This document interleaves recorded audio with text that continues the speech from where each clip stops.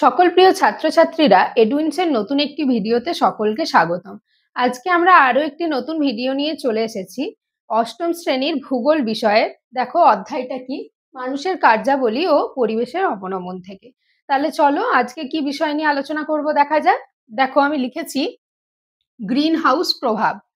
Green house সম্পর্কে আজকে আলোচনা করব, অর্থাৎ গ্রিন হাউস প্রভাব সম্পর্কে আলোচনা করে নেব। দেখো গ্রিন হাউস প্রভাব এমন এক প্রাকৃতিক প্রক্রিয়া যেখানে কি হয়, বায়ুমণ্ডলে থাকা যে গ্যাসগুলো সেগুলো কিন্তু সূর্য থেকে আসা যে আলোক রশ্মি বা তাপ সেটাকে ধরে রাখে পৃথিবীতে, এবং পৃথিবীর তাপমাত্রাকে কিন্তু ধীরে ধীরে বৃদ্ধি করছে।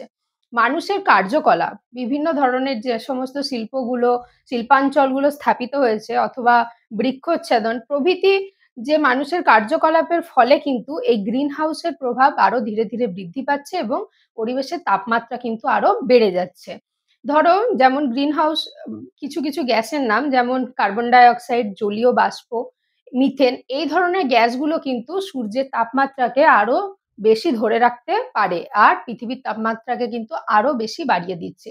তাহলে এই প্রভাবের ফলে কি কি হতে পারে বা এর প্রভাবগুলো কি কি, চলো একবার দেখে নিই। দেখো আমি প্রথমেই লিখেছি তাপমাত্রা বৃদ্ধি।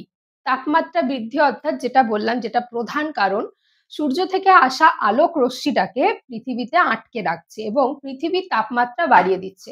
এর ফলে কি হচ্ছে, আবহাওয়া অনেক বেশি গরম হয়ে যাচ্ছে এবং সেটা মানুষের বসবাসের পক্ষে কিন্তু বসবাসযোগ্য হয়ে উঠছে না।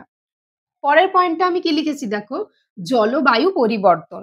জলবায়ু পরিবর্তন অর্থাৎ দেখো তাপমাত্রা বৃদ্ধি পেলে কোথাও কোথাও জলবায়ু শীতলও থাকতে পারে, আবার কোনো কোনো জায়গার তাপমাত্রার ব্যাঘাতের ফলে কিন্তু কোনো কোনো জায়গার আবহাওয়া কিন্তু আরো গরমও হয়ে যেতে পারে, অর্থাৎ জলবায়ুর তারতম্য কিন্তু ঘটতে পারে। অর্থাৎ কোনো এলাকায় কিন্তু প্রচন্ড শীতলতা ভাবও অনুভূত হতে পারে, আবার কোথাও কোথাও কিন্তু বেশি গরমও অনুভূত হতে পারে। ঠিক আছে, তো এই জলবায়ুর পরিবর্তনের ফলে কিন্তু বন্যা, খরা, বিভিন্ন প্রাকৃতিক দুর্যোগের কিন্তু সম্ভাবনা ঘটতে পারে এবং আবহাওয়া কিন্তু অর্থাৎ আবহাওয়ার যে তারতম্য সেটাও কিন্তু ঘটতে পারে। পরের পয়েন্টটা আমি লিখেছি দেখো, উপকূলীয় অঞ্চলে বন্যা ও হিমবাহের গলন। আমরা কি জানি, পার্বত্য এলাকা অর্থাৎ মেরু অঞ্চলগুলোতে কিন্তু বরফ থাকে। তাপমাত্রা বৃদ্ধি হলে কি হয়, বরফ কিন্তু গলতে শুরু করে। বরফে যদি কোনো আবহাওয়া বরফে ধরো কোনো যদি তাপমাত্রা দেওয়া হয় বা গরম কিছু দেওয়া হয়, তাহলে কি হবে, বরফটা গলে গিয়ে জল হবে। ঠিক একইভাবে ওই মেরু অঞ্চলে যে হিমবাহ থাকে সেগুলো কিন্তু গলতে শুরু করে এবং পার্বত্য অঞ্চল থেকে গলে উপকূলীয় অঞ্চল অর্থাৎ নিচের দিকে আসতে শুরু করে। তখন কি হয়, সমুদ্র পৃষ্ঠের যে লেভেলটা সেটা কিন্তু তখন বেড়ে যায় এবং উপকূল অঞ্চলের জলের পরিমাণ বেড়ে গিয়ে বন্যার সৃষ্টি হতে পারে। পরের পয়েন্টটা কি আছে দেখো, কৃষিকাজে ব্যাঘাত। কৃষিকাজেও কিন্তু এর প্রচুর পরিমাণে ব্যাঘাত ঘটতে পারে। উৎপাদনের যে হারটা সেটা অনেক কমে যাবে। তাপমাত্রার যে তারতম্যটা অর্থাৎ কখনো ঠান্ডা কখনো গরম, এই যে তারতম্যটা, এটার কারণে কিন্তু বা অতিবৃষ্টি বা কম বৃষ্টি, খরা, বন্যা প্রভৃতির কারণে কিন্তু কৃষিকাজের উৎপাদন ক্ষমতাটা অনেক কমে যাবে এবং কৃষিকাজে কিন্তু ব্যাঘাত ঘটবে। পরের পয়েন্ট দেখো, বাস্তুতন্ত্রের ওপর প্রভাব।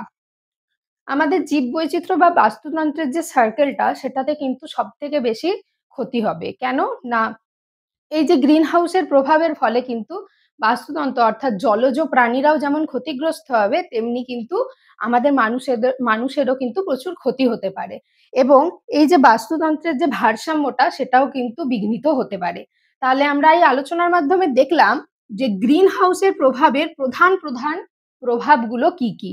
আরেকবার দেখে নি চলো, তাপমাত্রা বৃদ্ধি, জলবায়ু পরিবর্তন, উপকূলীয় অঞ্চলে বন্যা ও হিমবাহের গলন, কৃষিকাজে ব্যাঘাত, বাস্তুতন্ত্রের ওপর প্রভাব।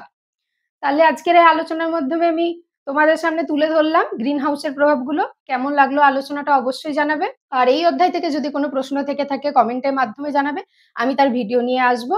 এইরকম শিক্ষামূলক ভিডিও পেতে আমাদের ইউটিউব চ্যানেল এডুইন্সকে সাবস্ক্রাইব করো আর ফেসবুক পেজ এডুইন্সের সাথে থাকো, লাইক, কমেন্ট, শেয়ার আর ফলো করো। ধন্যবাদ।